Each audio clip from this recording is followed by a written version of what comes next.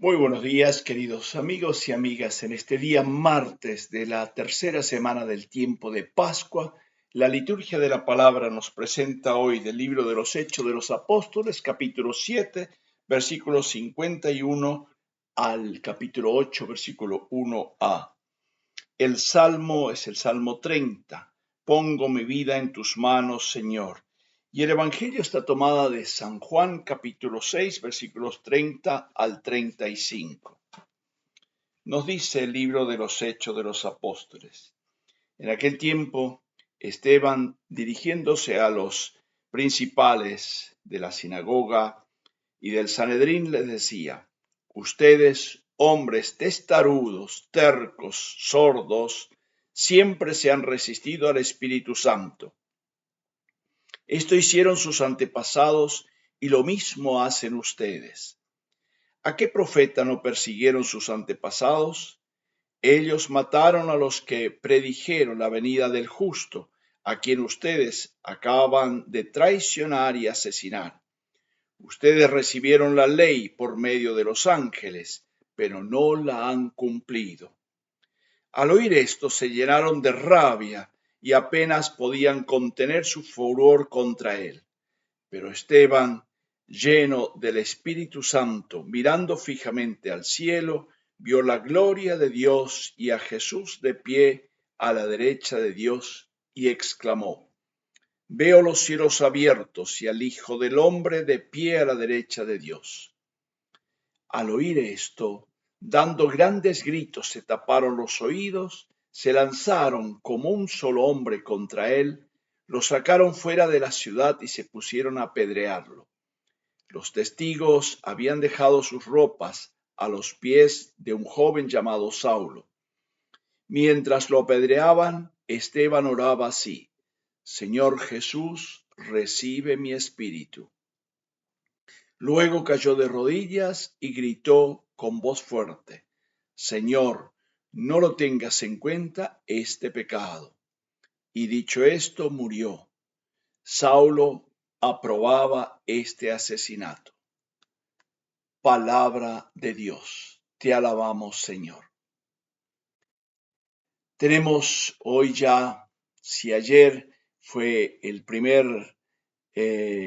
la primera discusión, digamos así, de Esteban en sus debates teológicos con los de la sinagoga de los libertos, y lo tomaron preso, empezaron a enjuiciarlo. Tenemos un largo discurso que es el capítulo 7 y que la liturgia lo dejó fuera porque es un repaso de toda la historia de la salvación, pero con un sentido muy crítico. Si Pedro, por un lado,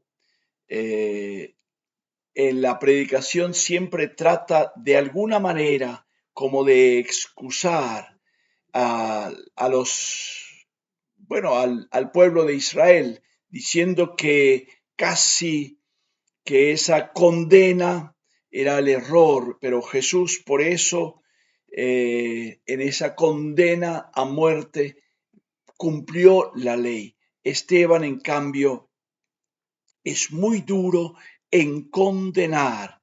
Dice, no podía dejar de condenar, dice Esteban. ¿Por qué? Porque siempre han perseguido a los profetas enviados por Dios. Se trata de una lectura extremadamente negativa de toda la historia de Israel. Una lectura que no podía dejar de suscitar una reacción violenta. El texto que hoy dice, que hoy leemos aquí, él, lleno del Espíritu Santo, dice: ustedes han sido tercos, se han resistido siempre al Espíritu Santo. Y así lo han hecho los antepasados matando a los profetas, y ustedes, que son los descendientes, han matado a Jesús. Entonces, qué bueno que nosotros miremos un poquito cuál es la otra parte. El segundo cuadro que podríamos decir, donde relata el martirio de Esteban, frente al furor de la asamblea, sencillamente al manifestar, porque todos estaban ya como explotando de rabia contra él, termina diciendo, veo los cielos abiertos y al Hijo del Hombre de pie a la derecha de Dios. O sea, proclama abiertamente la resurrección de Jesús. Y eso produce el estruendo, digamos así, y el abalanzarse para el martirio. Pero Esteban está sereno, y justamente en esa serenidad va a continuar proclamando. Pero el autor de los Hechos de los Apóstoles tiene algún puntito donde ya nos deja la puntadita anotada, decir, de quién será el personaje que continúa.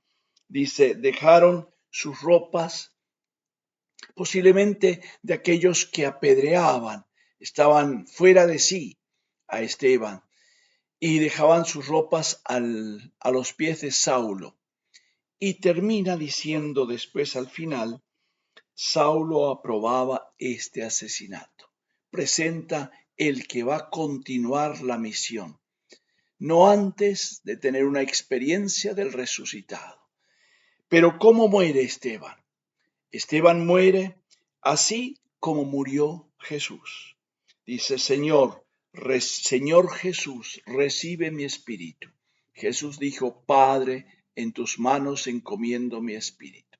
Esteban lo entrega a Jesús, el resucitado. Y finalmente pide a él mismo, Señor, no le tengas en cuenta el pecado. Termina pidiendo perdón por sus asesinos. Es aquel que está lleno del Espíritu, sabe entender y comprender el camino que hay que hacer para la reconciliación. Pero Esteban no ahorra palabras para decir la verdad. Ciertamente era como un ciclón que entró en ese momento en la iglesia, y eso produce justamente que la iglesia no se quede encerrada como en un gueto, sino este hecho, como veremos más adelante, producirá justamente la dispersión de aquellos que estaban en Jerusalén. Vamos a pedir al Señor la gracia de estar abiertos al Espíritu para no encerrarnos, pero para no tener miedo, para estar abierto a la fuerza y a la gracia que nos inspira caminos nuevos de evangelización, de pastoral, de entrega generosa al Dios de la vida y a la comunidad. Y que Él nos bendiga, del Padre, del Hijo y del Espíritu Santo. Amén. Un feliz día.